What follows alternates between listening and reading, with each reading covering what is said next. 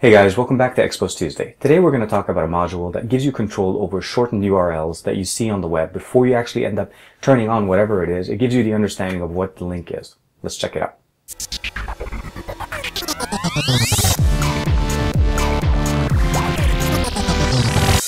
First thing we want to do is download in the actual module itself. Go into the Xposed installer, look for CrappaLinks. It's by GermainZ. Current version is 2.1. Gives us a small explanation of what the actual module intends to do. It's essentially unshortening the URLs and gives you more power over understanding where the link is supposed to open up, and it'll take you straight into the application itself.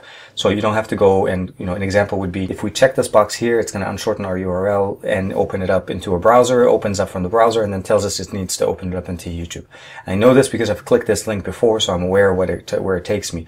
The main thing I wanted to show you guys though is you need to go in and make sure to download it and check it out like this. Check the box and restart. Once you have that done, go back into the device and then go in and check this out. The interface itself is pretty simple. Actually, I'll go back one more time. Under the module itself, we'll click into the interface. It gives us an explanation as far as what the actual application is. It uses the Xposed installer by Rover89.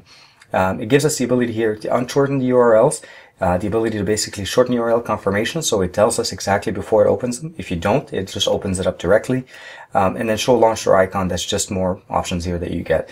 We go back into the actual installer itself. We'll go under download, and the reason I'm going back here is because the developer gives us a shortened URL example to be able to open it up with. So at this point, I'm clicking this option here, and normally it would have opened up my browser. In this situation, it said that it's unshortening the URL. It tells me it's a YouTube video and I can proceed or deny. I'll say yes, and then it gives me the option of where I would like to open it up.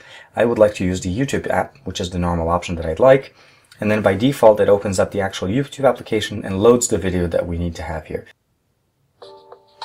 So this is the actual link opening it up in the YouTube application.